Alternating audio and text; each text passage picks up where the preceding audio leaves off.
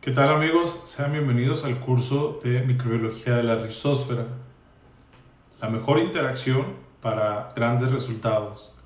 Mi nombre es Nibardo Armenta, soy ingeniero en biotecnología y tengo una maestría en producción agrícola y mercados globales. Actualmente trabajo para la compañía Summit Agro México. Vamos a iniciar con este curso donde revisaremos distintos aspectos que están relacionados con el tema de la rizósfera y los microorganismos que interactúan en esta zona.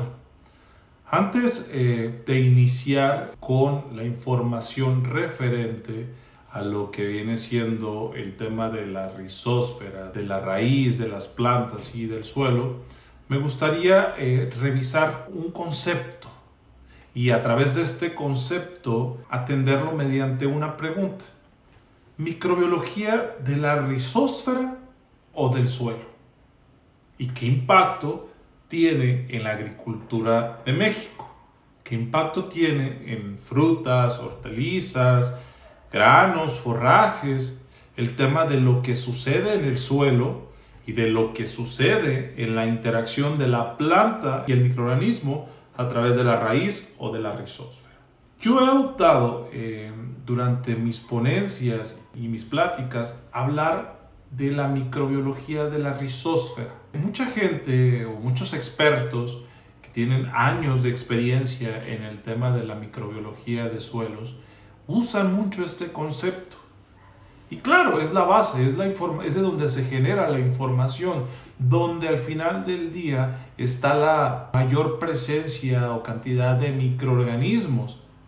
Ojo, si esto siempre y cuando sea un suelo, pues que no tenga altos niveles de degradación. Un suelo rico en materia orgánica, por ejemplo, es donde podemos hablar de que existen microorganismos de interés agrícola o microorganismos de interés benéfico para la planta. Es por eso que yo he adoptado con el paso del tiempo y sobre todo mi experiencia con cultivos de alto valor, frutas, hortalizas, que obviamente durante su proceso de desarrollo demandan mucha energía, demandan muchos productos que ayuden a compensar las diferentes situaciones o procesos fisiológicos que ocurren en cada una de sus etapas fenológicas de las plantas. Bien, productos pues para el tema de control de enfermedades o de plagas, y eso pues al final del día conlleva a que realmente esa inversión que se hace en este tipo de cultivos pues sea cuantificable y sea palpable en ese corto plazo que tenemos para determinar la efectividad o la funcionalidad de un producto. Y creo que el tema de usar la microbiología de la rizósfera pues está relacionado con este aspecto de poder determinar los efectos positivos que suceden en la interacción planta-microorganismo a través de la rizósfera. Y como ustedes les he platicado en el curso anterior de bioestimulación radicular, donde cerramos con un capítulo de microorganismos, existen un sinnúmero de beneficios. Pero vamos a ir revisando, vamos a desmenuzar toda la información que está relacionada con el tema de la microbiología de la rizósfera. Y obviamente antes de hablar de la microbiología de la rizósfera, pues tenemos que empezar de la parte más importante, que es el suelo.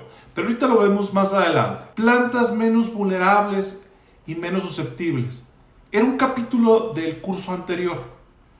Vamos a retomar solamente una parte. No vamos a hablar a detalle de cada uno de los puntos, de cada una de las propuestas por parte de Summit Agro en el tema de manejos. Si ustedes quieren revisar a detalle cada uno de sus puntos en la ponencia de bioestimulación radicular, podrán encontrar el detalle y las recomendaciones para cada uno de los puntos.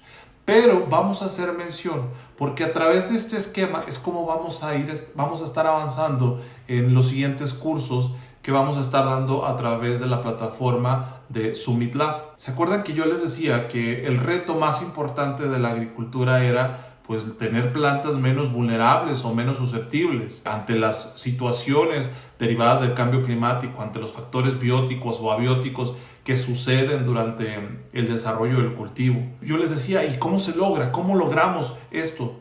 Básicamente atendiendo esos 4 puntos de suma importancia.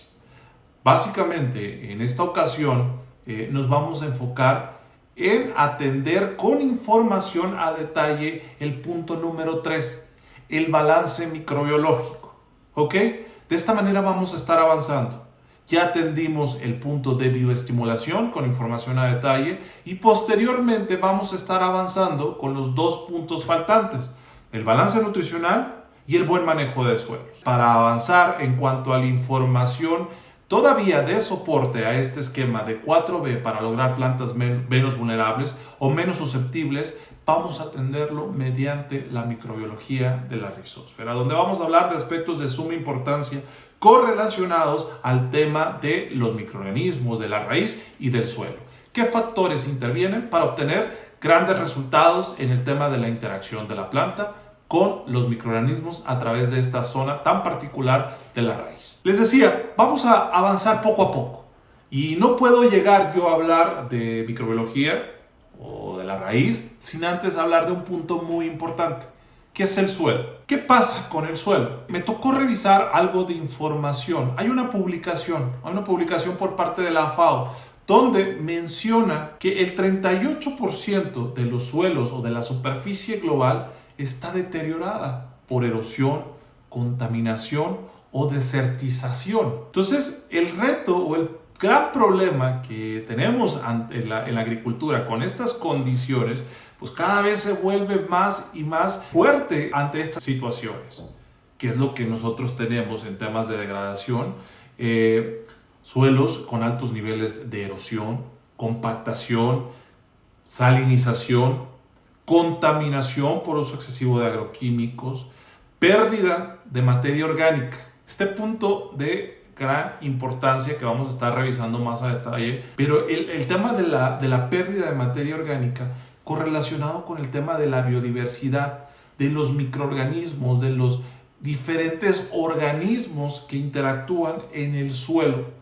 ¿Qué es lo que sucede? O sea, ¿cómo se ve perjudicado un suelo con bajos niveles de materia orgánica? Y eso sucede a nivel nacional. Para aterrizar un poco en México, yo creo que los suelos áridos en las zonas productivas, desérticas de Hermosillo, Mexicali, en sí la Baja Sur, pues son suelos, Sinaloa, altamente degradados. Sonora con el Valle del Yaqui, el Valle del Mayo, con grandes problemas de degradación de los suelos por el tema de uso excesivo de agroquímicos, gran pérdida de materia orgánica y obviamente si hablamos en temas de poblaciones de microorganismos, pues prácticamente son suelos estériles en este tema. ¿Cuáles son los suelos que podemos mencionar que México, que realmente tienen cierta cantidad de materia orgánica? Pues suelos como Michoacán, donde tenemos cultivos extensivos como el aguacate, donde prácticamente hay una reincorporación de materia orgánica constante por el tema de las hojas o por el tema del residuo del fruto, y constantemente hay una reincorporación de forma natural de compuestos o de materia orgánica al suelo, y eso favorece mejores condiciones para la presencia de tener una mayor biodiversidad. Pero también cabe mencionar que hay cultivos intensivos en el estado de Michoacán y Jalisco que de una u otra manera están siendo afectados por el uso excesivo de agroquímicos, por la pérdida de materia orgánica, y que de una forma se está buscando recompensar con el uso de ácidos húmicos o productos de diferentes portafolios de tipo biológico que ayudan en temas de nutrición o de control. De manera general, en el panorama de México, yo creo que es lo que sucede. El resto del país, las zonas bananeras, pues son suelos también ricos en materia orgánica, pero pues también estos estados o estas zonas del país también tienen cultivos intensivos que de una u otra manera afectan el tema de la cantidad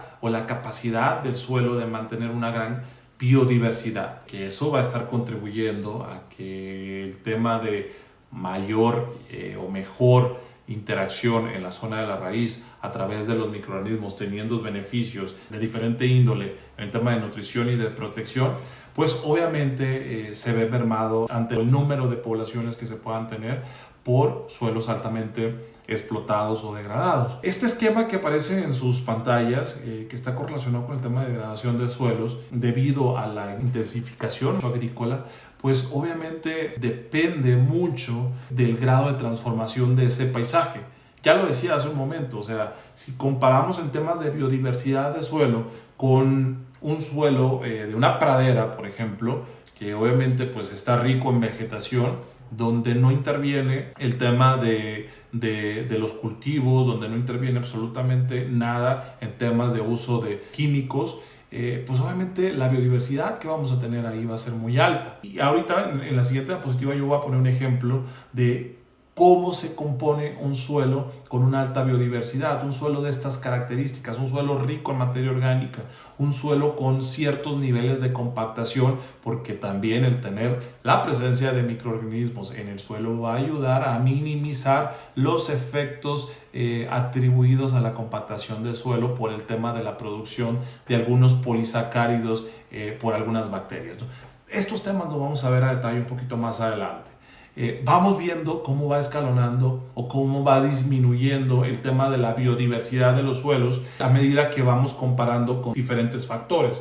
Por ejemplo, tenemos la agricultura orgánica.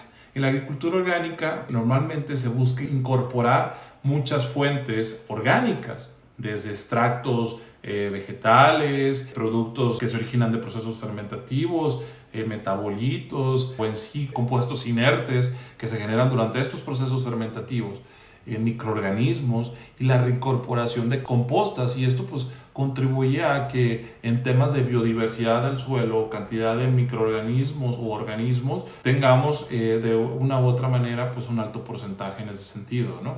Posteriormente tenemos la agricultura extensiva.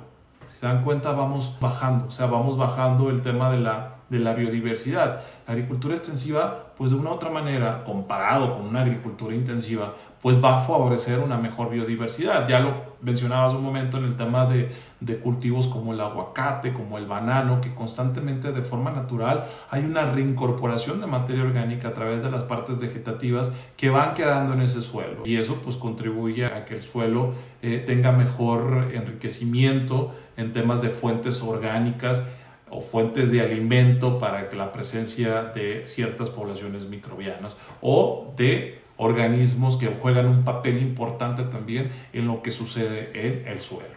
Posteriormente, y el último punto, la agricultura intensiva, que es donde nos vamos a enfocar, porque prácticamente es donde estamos en el día a día, en cultivos intensivos, en frutas y hortalizas que demandan mucha energía, que demandan el uso de productos, algunos de ellos agresivos, otros de mediana residualidad, pero que de una u otra manera están impactando en lo que sucede en la biodiversidad de ese suelo, impactando de forma negativa, ¿ok? Entonces, ¿qué pasa? Pues tenemos que buscar cómo solucionar este aspecto, cómo podemos mejorar y a través de qué mecanismos podemos favorecer mejores condiciones a la planta a través del suelo para obtener grandes resultados. Vamos a revisar aspectos importantes. Yo creo que uno de los aspectos que no podemos dejar afuera es el tema de la composición del suelo. Está compuesto, aquí lo pueden ver en su pantalla, del 20 al 30% es el espacio poroso, la aireación que tiene el suelo.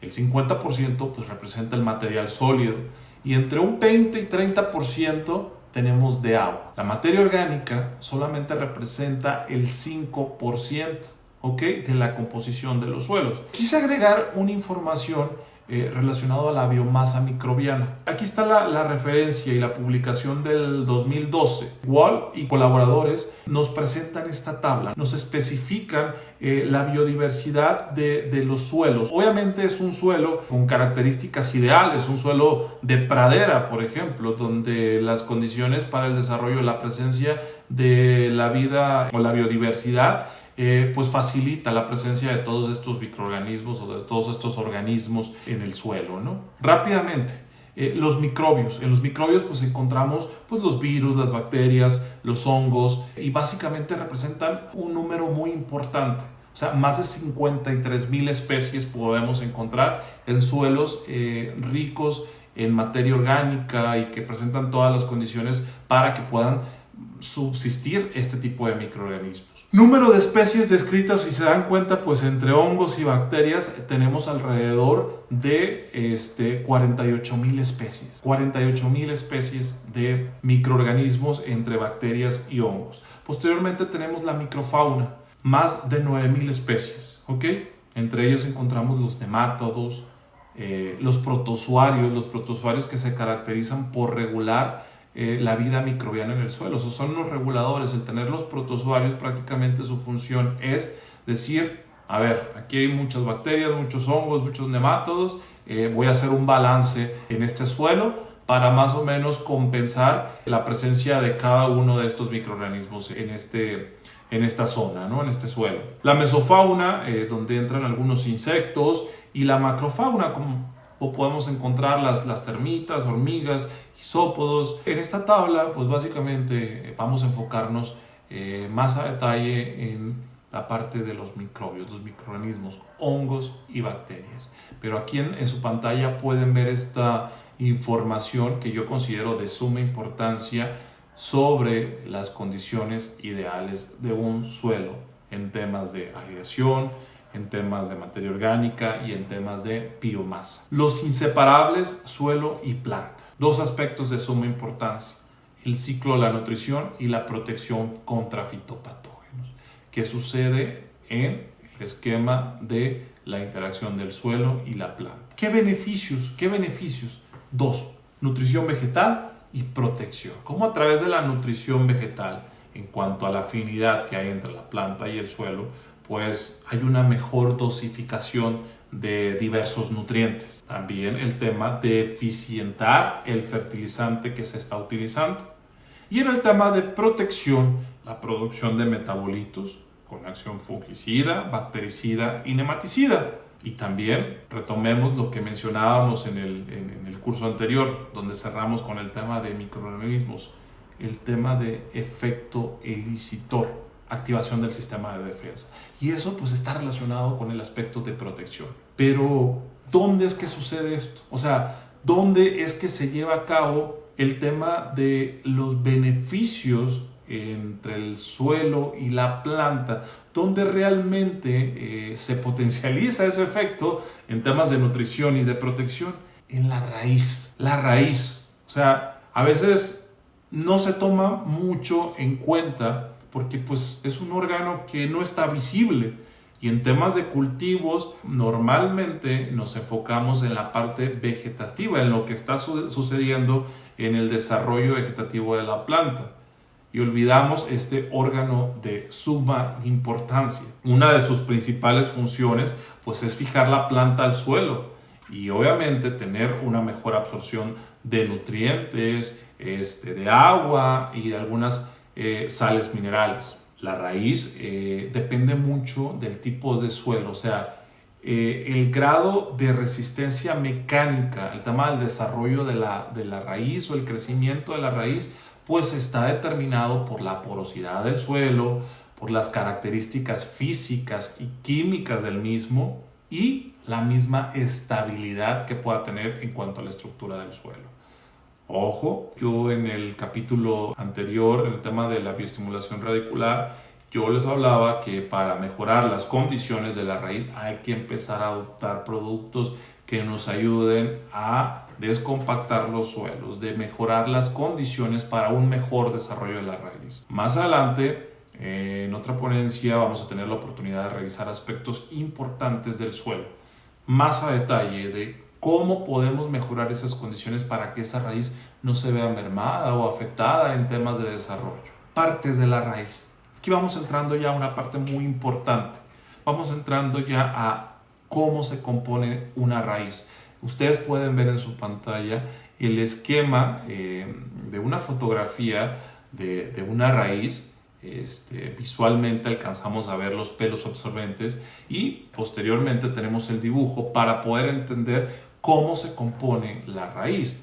Tenemos el floema, el xilema, el periciclo, el parénquima y los pelos absorbentes, que básicamente es por donde la raíz absorbe los nutrientes que se encuentran de forma disponible en el suelo. Y dentro de este esquema, un poquito más pegado a la zona de la raíz, tenemos lo que se le conoce como la rizósfera. La rizósfera son los primeros 5 milímetros que se desprenden de la raíz principal y es básicamente donde se llevan a cabo muchos procesos bioquímicos, donde hay una producción de ciertas sustancias orgánicas que tienen una injerencia en el tema del suelo, o sea, en la estructura del suelo, como en el tema de la vida microbiana de esa zona. Vamos a ver más a detalle en qué consisten estas sustancias, qué impacto, qué beneficios tiene la rizósfera. Entonces, con este esquema yo creo que queda claro qué es la rizósfera, dónde está, dónde podemos encontrar la rizósfera. ¿Qué es? ¿Qué es la rizósfera?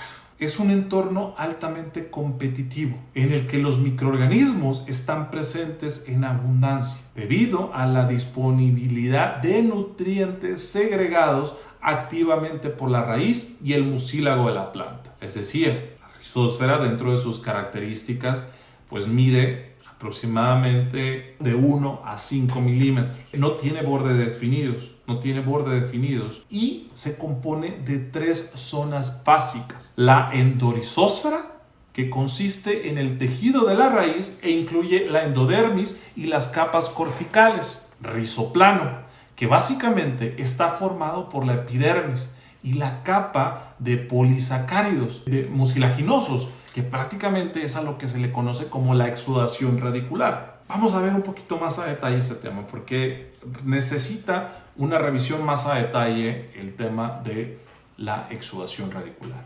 La ectorizósfera es la parte más externa, es decir, el suelo que se encuentra inmediatamente adyacente a la raíz.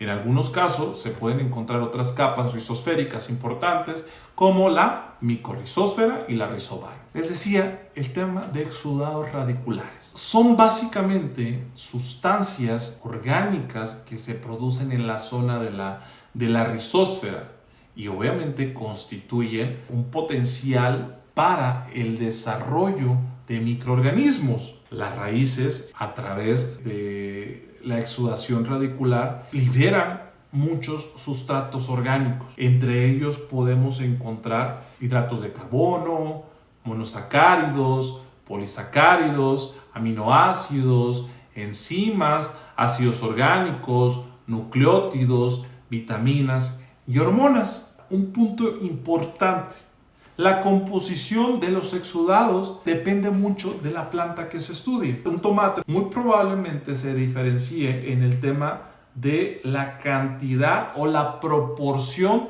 de compuestos orgánicos que va a producir comparado con un espárrago, con una cebolla. Cada cultivo, cada planta tiene una capacidad de estimular ácidos orgánicos, pero básicamente es difícil estimar qué proporción se encuentra de tales compuestos en cada cultivo.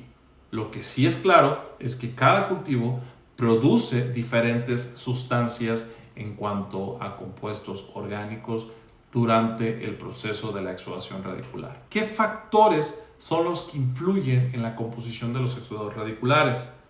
La humedad del suelo, la temperatura, la intensidad de luz que incide sobre las plantas por el tema fotosintético, tratamientos con productos químicos y la disponibilidad de nutrientes. Entonces, una planta que se encuentra prácticamente en buenas condiciones, bien nutrida, con un buen manejo, se va a encontrar activa en la producción de exudados radiculares. Y ahí es donde entra la otra parte, la bioestimulación, que yo les decía en el curso anterior. La bioestimulación también va a tener una injerencia en el tema de la exudación radicular, en un factor de suma importancia para tener mayor cantidad de exudados radiculares. Los microorganismos metabolizan con facilidad las sustancias solubles, azúcares, aminoácidos, y provocan un cambio cualitativo importante en la rizósfera por el aumento de dióxido de carbono o de CO2. ¿Qué beneficios tiene el efecto de los microorganismos o la presencia de microorganismos en la zona de la rizósfera? Voy a mencionar uno muy rápido, el tema del pH. La interacción entre la planta y el microorganismo genera un proceso de acidificación en la zona de la rizósfera, lo cual contribuye a que elementos como el fósforo puedan ser solubles o puedan tener una mejor movilidad. Normalmente la rizósfera, en temas de acidificación, podamos tener un pH entre 5.2 y 5.6. Y estas condiciones pues favorecen que el fósforo que a veces se encuentra en el suelo de forma no asimilable pues pueda ser aprovechado por la planta. Yo les decía en un inicio, hace un momento, cuando veíamos el tema de la biomasa en los suelos, que hay dos tipos de microorganismos que interactúan y que interactúan a través de la raíz y la rizósfera, que son los hongos y las bacterias. Y a mí siempre me han preguntado cómo es que sucede este proceso, quién se ve más beneficiado mediante el proceso de la exudación radicular, quién tiene más afinidad. Y a continuación lo vamos a revisar. Básicamente hablamos de que las bacterias por lo general utilizan compuestos de bajo peso molecular. O sea, como fuente de alimento, por lo general utilizan compuestos de bajo peso molecular. Y estos compuestos son los compuestos orgánicos que se están produciendo constantemente en la exudación radicular. Básicamente, una bacteria va a tener mayor afinidad a las sustancias que se producen en la rizósfera, en la zona de la rizósfera. ¿Por qué? Los hongos metabolizan fácilmente polímeros, pero de peso molecular elevado. ¿Y dónde se encuentran estos polímeros? Pues son muy comunes en restos de vegetales muertos. ¿A qué me refiero con esto? Que tales características que yo menciono están muy correlacionadas metabólicamente en que las bacterias dependan más de la exudación radicular y los hongos de las células vegetativas muertas, y que puedan ser raíces o que puedan ser hojas y todo el tema de materia orgánica presente en el suelo de extractos vegetales. Por lo tanto, la probabilidad de que tengamos mayor afinidad en el tema de la interacción planta-microorganismo va a ser con las bacterias, con las rizobacterias. El tema de hongos, ya lo mencionaba, vamos a tener presencia de hongos en el suelo o en raíces,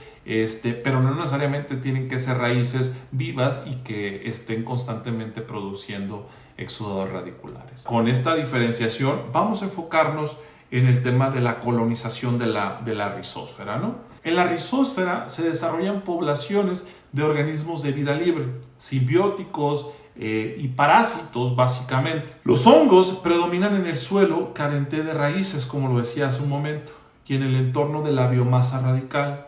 Las bacterias prácticamente se unen en la zona de la rizosférica por la gran presencia de polisacáridos y glicoproteínas, que resultan una fuente de alimento para la constante multiplicación. Vamos a continuar hablando un poco del tema de las rizobacterias. Como bien lo mencionaba hace un momento, las bacterias o las rizobacterias son de los microorganismos que mayor afinidad tienen a los compuestos orgánicos que se producen durante el proceso de exudación radicular. Esto debido al tema del bajo peso molecular de estos compuestos. Específicamente, las rizobacterias conforman un grupo de ciertas bacterias que promueven el crecimiento de las plantas, mejoran la absorción de nutrientes, pero también ayudan a tener una mejor sanidad mediante diferentes mecanismos por el ataque de agentes causales como Fusarium, como Phytium, como Phytophthora, como Rhizoctonia, entre otros. Pero, ¿cómo es que actúan las rizobacterias para proteger la zona de la raíz contra el ataque de estos agentes causales? Uno de los mecanismos es la competencia por espacio. ¿A qué me refiero? Y siempre hago mención de esto. La mejor forma de tener un efecto de control biológico en la zona de la raíz es haciendo aplicaciones de forma preventiva, ganarle tiempo al tiempo. Y uno de los efectos atribuidos a este modo de utilizar los biológicos con efecto de protección es que vamos a empezar a ganar espacio en la zona de la raíz. Vamos a saturar la raíz con microorganismos de tipo benéfico, que como bien les decía, pues van a tener un efecto en el tema de protección, pero también de nutrición. ¿Qué pasa? Que vamos a tener esa raíz saturada y vamos a tener menos espacio para la colonización de los microorganismos que pues no queremos y no necesitamos, como son los de tipo fitopatógeno. Otro modo de acción de las rizobacterias es el tema de actividad antagonista, y esto está determinado por la capacidad de producir sustancias antibióticos que tienen afinidad también en el tema de la exudación radicular. Estos antibióticos pues van a ejercer un efecto bactericida, fungicida y nematicida, pero también los microorganismos, las bacterias en este caso, como también hay dentro de esos metabolitos hay algunos polisacáridos, algunos aminoácidos, pues también pueden ser utilizados en un momento dado como una fuente de alimento para estos mismos microorganismos. Entonces hay afinidad entre lo que la raíz produce a través de la exudación radicular y lo que los microorganismos a través de su metabolización producen en cuanto a compuestos orgánicos. Ese es otro modo de acción, y dentro de estas sustancias orgánicas pues también promueve algunos compuestos que van a tener injerencia en activar el sistema de defensa de las plantas, y este proceso se conoce como efecto elicitor, que de una u otra manera la planta pues se encuentre menos vulnerable o menos susceptible ante los posibles ataques que pudiese tener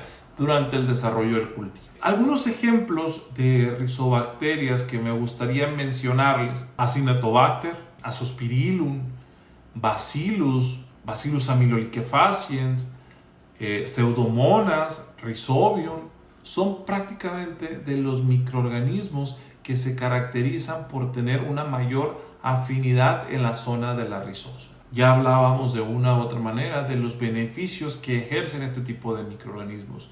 Voy a ampliar un poco más el tema de la información de microorganismos de interés agrícola. Microorganismos que debemos de buscar tener en la zona de la raíz, muchas veces pues por temas de la degradación de suelos, que era lo que mencionábamos al inicio de la conferencia, pues las poblaciones que tenemos son mínimas, pero ya existen productos o formulaciones en el mercado que te proveen de estos microorganismos de interés agrícola, que te van a ayudar en diferentes procesos fisiológicos mediante la interacción planta-microorganismo. Vamos a empezar. Bacillus subtilis, por ejemplo. Bacillus subtilis lo relacionamos mucho con el tema de estimulación de sustancias antibióticas para control de hongos específicamente. Pero en temas fisiológicos, Bacillus también tiene un efecto de fitoestimulación a través de la producción o estimulación de eucinas de manera natural en la planta, lo que promueve un mejor desarrollo de las raíces. Tenemos Azotobacter. Azotobacter es una bacteria que se caracteriza por fijar nitrógeno y es de las bacterias que mayor capacidad tiene en eficientar este elemento. Alguna información que yo revisaba de algunos estudios que se han hecho in vitro referente a la capacidad de Azotobacter en fijar nitrógeno nos arrojan datos de que comparado entre un Azotobacter y un Clostridium, que es otra bacteria fijadora de nitrógeno, Azotobacter puede llegar a fijar hasta 1000 microgramos de nitrógeno en una solución, mientras que Clostridium puede llegar a fijar 37 microgramos de nitrógeno. Y también tomando como base los periodos de incubación, porque esta cantidad, estos 1000 microgramos de nitrógeno, en un periodo de incubación solamente de 3 días, mientras con Clostridium fue un periodo de incubación de 10 días. Entonces el potencial que tiene Azotobacter en temas de fijar nitrógeno, pues sí se diferencia mucho del resto de los microorganismos que se caracterizan por ejercer este efecto nutricional en las plantas. Tenemos también las bacterias que interactúan en el ciclo del nitrógeno, como son nitrosomas, Nitrobacter y Nitrococcus específicamente. Azospirillum, los tricodermas que también de una u otra manera se caracterizan por el tema de fijar nitrógeno, pero también de proteger la zona de la raíz. ¿Y cómo es que lo hacen? Tienen 3 mecanismos o 3 modos de acción. Micoparasitismo, que es cuando prácticamente el tricoderma se adentra mediante las hifas sobre el agente causal y empieza a usarlo básicamente como su alimento. Y ese es el modo en que empieza a controlar hongos fitopatógenos que pudiesen estar presentes en la zona de la raíz. Otro modo de acción es antibiosis, que es mediante la producción de algunas toxinas o gliotoxinas que inhiben la presencia de hongos o de bacterias en la zona radicular. Y el otro, al igual que las rizobacterias, el tema de competencia por espacio o nutrientes. Tenemos las micorrizas también, las micorrizas que se caracterizan por solubilizar fósforo y fijar nitrógeno que esté en el suelo o el nitrógeno atmosférico. También de una u otra manera, por el tema de la producción de algunos metabolitos, tienen un efecto de control en algunos microorganismos de tipo fitopatógeno. Bacillus aeruginosa, otro de los microorganismos que se caracteriza y que uno de los atributos que tiene es su capacidad de producir metabolitos, no solamente con acción fungicida o bactericida, sino también nematicida, y que estos mismos metabolitos puedan ejercer un efecto elicitor en las plantas. Las pseudomonas, al igual que las micorrizas, se caracterizan por solubilizar fósforo. Revisando el tema de algunos microorganismos de interés agrícolas, quise incluir un capítulo sobre los productos biológicos comerciales que actualmente hay en el mercado. Existen muchas formulaciones, existen muchos productos en el mercado y algunos de ellos mencionan que hasta contienen 10, 15 microorganismos en un solo producto, lo cual, pues déjenme decirles que no lo veo muy viable en ese sentido, porque por lo general los microorganismos, si tú los pones en un medio de cultivo, no sé, por ejemplo en una caja Petri, y evalúas el tema de competencia, hay microorganismos que inhiben el crecimiento de otros, y esto pues está relacionado con el efecto de la producción de sustancias o de enzimas que inhiben el crecimiento de ciertos microorganismos en un medio de cultivo. Tengo un ejemplo muy claro, Bacillus subtilis. Bacillus subtilis, dentro de los mecanismos o modos de acción en el tema de producción de metabolitos, está el tema de las enzimas, específicamente las quitinasas. Esas enzimas que tienen la capacidad de romper estructuras que tienen quitina. Los hongos en su estructura tienen quitina.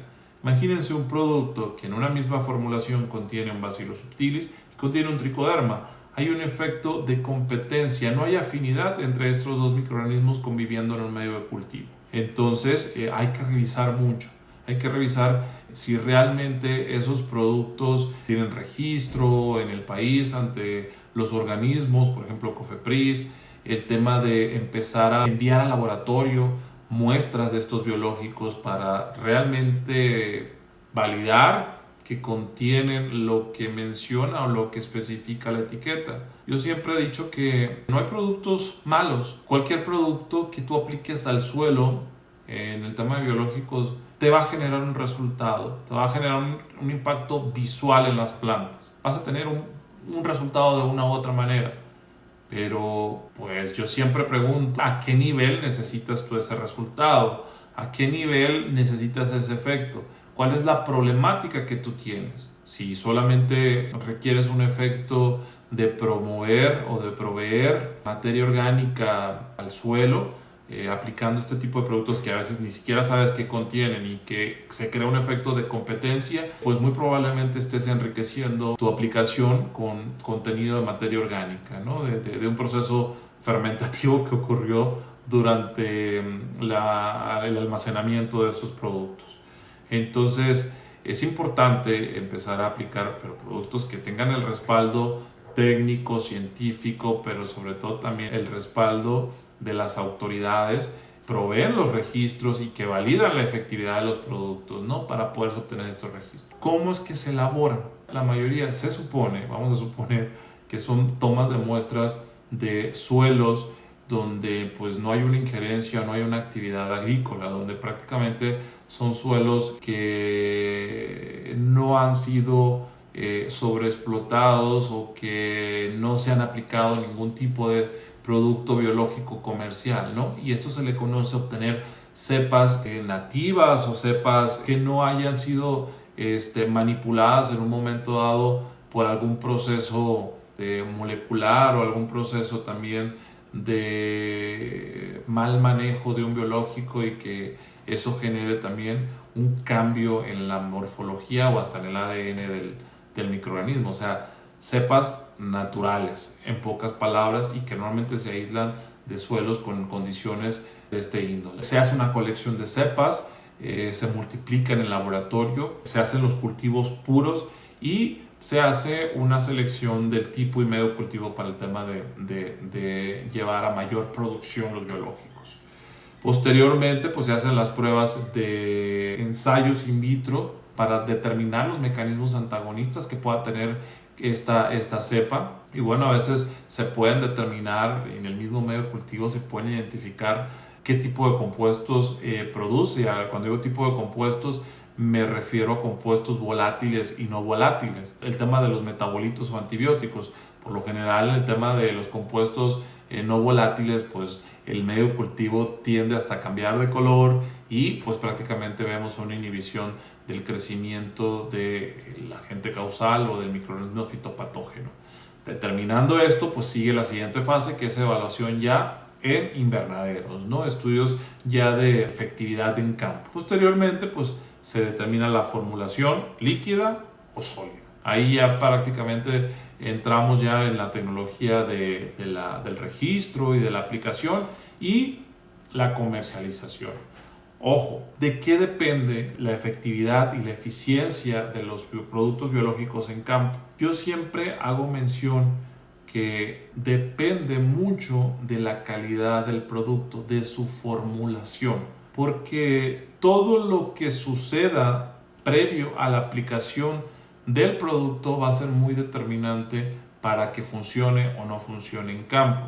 El ingrediente inerte, ¿qué estabilidad le da al biológico para que se mantenga vivo o latente hasta su uso? ¿Qué tan tolerante pueden ser esos microorganismos a condiciones extremas? Hay muchos productos o muchos microorganismos que pues, no son tolerantes a ciertas temperaturas y muchos tienen que ser refrigerados para poder soportar las condiciones durante su almacenamiento hasta que sean aplicadas a la zona de la raíz a través del sistema de riego. Entonces hay otros microorganismos que pues sí son más tolerables a esas condiciones y que muchas veces se pueden evaluar en nivel laboratorio con producto terminado, sometiéndolos a procesos de vida acelerada donde incrementas o bajas temperatura, cambias condiciones de humedad para poder estresar a esos microorganismos y ver el comportamiento o la viabilidad que mantienen después de someterlos a esas condiciones. Entonces, básicamente sería eso en cuanto a la formulación. Por otro lado, pues obviamente la temperatura, la humedad, la exposición a la luz ultravioleta de los microorganismos. A veces escuchamos de que un microorganismo como por ejemplo un Bacillus aeruginosa faciens o un Bacillus subtilis que a veces se aplican al follaje van a colonizar el follaje y eso es una mentira total. Son microorganismos que su hábitat es la rizósfera, que son rizobacterias y que prácticamente la exposición a la radiación solar pues va de una u otra manera a afectarlos, llevando a que prácticamente mueran en la zona del follaje y que no ocurra ese proceso de colonización porque no es su hábitat natural, ¿no? El modo y tiempo de aplicación, cómo se aplican también, ya cuando hablamos del tema de cómo se aplican a través del sistema de riego, es muy importante que los biológicos se apliquen en el último tercio de los riegos. ¿Por qué? Porque puede ocurrir un proceso de lavado o lixiviación. Hay zonas del país donde meten hasta 18, 20 horas de riego. Imagínate aplicarlo en el tiempo cero del riego, pues prácticamente va a ser un producto que se va a lixiviar y se va a lavar y que no vas a tener ningún efecto en la zona de la raíz atribuido al uso de este tipo de producto. Otro aspecto importante, el tema de la bioestimulación radicular, productos que nos ayuden a todavía potencializar ese efecto de la bioestimulación. Hay productos en el mercado que nos ayudan a aumentar la cantidad de exudados radiculares para que puedas tener un mayor porcentaje de colonización en esa zona. Ya casi estamos por cerrar la presentación. Quiero hablarles ya por último de un esquema donde podemos observar que los diferentes microorganismos que tenemos, tanto los promotores de crecimiento, los microorganismos PGR, las bacterias PGR, como los agentes de biocontrol, están correlacionados en temas de beneficios o de efectos. ¿A qué me refiero? Por ejemplo, una bacteria PGR tiene un efecto directo, que es el tema de estimulación de exudados, producción de sideróforos, mejorar el estado nutricional de la planta, aumento de absorción de nutrientes y agua, etc. Mientras que una Amyloliquefacien como efecto directo o un Bacillus subtilis pueda tener el tema de competencia, inducción de resistencia y compuestos antimicrobianos, pero también como un efecto indirecto en la zona de la rizósfera, estos agentes de control, tricodermas, Bacillus Amyloliquefacien o Bacillus subtilis, también pueden ejercer un efecto de promotor de crecimiento vegetativo como efecto secundario. Entonces, este esquema nos explica sobre los efectos primarios y los efectos secundarios que tienen los distintos microorganismos en la zona de la raíz, pero están de una u otra manera alineados en cuanto a los beneficios o los efectos que podamos tener, ¿no? Hay efectos primarios y hay efectos secundarios según el tipo de microorganismo. Microbiología de la rizósfera. La mejor interacción para grandes resultados. Tal cual como lo mencionaba al inicio de la presentación como título de este curso, creo con base a todo lo que hemos revisado durante la ponencia, podemos determinar que realmente el tema de la interacción entre la planta y los microorganismos a través de la rizósfera nos dará grandes resultados. Y cuando digo grandes resultados, me refiero al tema de rendimientos, mejorar la sanidad de la planta en la zona de la raíz, mejor aprovechamiento de los nutrientes, lo cual al final tiene un impacto en temas de eficientar los recursos, promoviendo de mejores asimilaciones de ciertos elementos que a veces van de forma excesiva en la fertilización y que quedan de forma excesiva pero que no van de forma asimilable. Por ejemplo, la fertilización nitrogenada, que tenga solamente 12 unidades asimilables por parte de la planta y el resto se queda en forma de sales en el suelo. Y bueno, el tener microorganismos o rizobacterias en la zona de la raíz, pues va a contribuir a aprovechar mejor esa fuente de nitrógeno que vamos a tener, pero no estará de forma disponible o asimilable por parte de la planta, al igual que el fósforo, que puede estar en el suelo, pero pues de una forma no disponible para la planta. La biorecuperación de suelos a mediano y a largo plazo. Yo sé que algunos de ustedes, como productores, algunos terrenos pues son de ustedes, otros se rentan y por lo general a veces cuando se rentan puedan pensar de que la inversión en temas de biológico para la biorecuperación de suelos pues no resulta tan relevante porque pues son terrenos de los cuales ustedes en un cierto periodo van a tener que regresar, ¿no? Pero tengo entendido que los contratos van en periodos de 5 a 12 años, 15 años, dependiendo de la zona del país, y pues en ese lapso de tiempo, créanme que los beneficios que van a tener ustedes por el tema de lo que estén aplicando en cuestión de productos biológicos en la zona de la raíz y lo que se va acumulando con el paso del tiempo, pues va a tener un impacto muy positivo en el tema de la vida microbiana en el suelo, en la mejora también de las características del suelo, las propiedades del suelo, y pues eso al final pues va a tener también un efecto positivo en los cultivos. Cumplimiento de certificaciones es algo que yo siempre destaco, o sea, el empezar a usar este tipo de productos, pues a la planta la tienes con mayor sanidad, con mayor vigor, empiezas a adoptar manejos integrados donde haces un tratamiento con productos químicos, pero por limitaciones a veces de la auditoría, por el organismo certificador. No puedes usar en etapas muy cercanas a cosecha, y eso pues el no haber hecho un manejo preventivo con el uso de biológicos pues te conlleva a que la planta, el impacto en esas etapas sean mayores y ya no puedas hacer nada al respecto. Entonces el uso de biológicos de forma preventiva te va a ayudar a contrarrestar los efectos de las plagas y enfermedades que te van a presentar cuando tú ya no puedas hacer uso o aplicaciones de productos o de moléculas químicas, y eso pues al final te va a ayudar a cumplir las exigencias por los organismos certificadores. Y eso pues también el cumplimiento, lo que siempre destaco: nuevos mercados, nuevas oportunidades, mejor vendida tu cosecha al final del día. Espero que la información que hemos revisado aquí referente a la microbiología de la rizósfera pues haya sido de aporte y de valor para ustedes y que puedan aplicarlos en el día a día de lo que hacen dentro de los manejos. Agradezco nuevamente la oportunidad de dirigirme a ustedes mediante el curso de microbiología de la rizósfera. La mejor interacción para grandes resultados. Sus preguntas y comentarios las pueden dejar al final de la ponencia, en sus comentarios. Ahí pueden dejar todas sus preguntas y dudas o cualquier comentario referente al curso. Estamos a la orden y nuevamente muchas gracias. En Summit Agro México, a través de 10 años en el mercado, nos hemos convertido en una empresa sólida e innovadora en la industria agroalimentaria.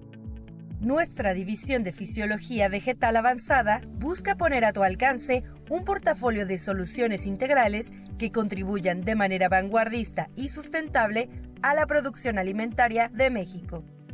¿Cómo lo logramos? Existen 4 áreas de cuidado esencial para poder lograr el desarrollo óptimo de tu cultivo. Estas 4 áreas pueden ser clasificadas bajo el concepto 4B. La primera B es el balance nutricional, donde se busca conocer y satisfacer las demandas nutricionales de las plantas. La segunda B corresponde al buen manejo de los suelos. El objetivo principal es disminuir la compactación de estos, contribuyendo a una mejor infiltración del agua y un buen desarrollo radicular. La tercera B concierne al balance microbiológico. Se logra a través de mantener el equilibrio para favorecer una mejor absorción de nutrientes y disminuir poblaciones de fitopatógenos. La cuarta B corresponde a la bioestimulación. Aquí se promueve la activación del metabolismo de las plantas para obtener mejores rendimientos y calidad. Es así como, enfocándote a mantener las condiciones óptimas en las 4 Bs, puedes lograr resultados extraordinarios en el desarrollo de tus cultivos.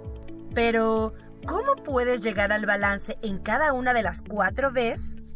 Siguiendo los principios del concepto 4B, Summit Agro ofrece productos que brindan las herramientas que contribuyen a lograr mayor aprovechamiento de los recursos y promueven el desarrollo de tu cultivo, obteniendo siempre mejores resultados con una cosecha de alta calidad.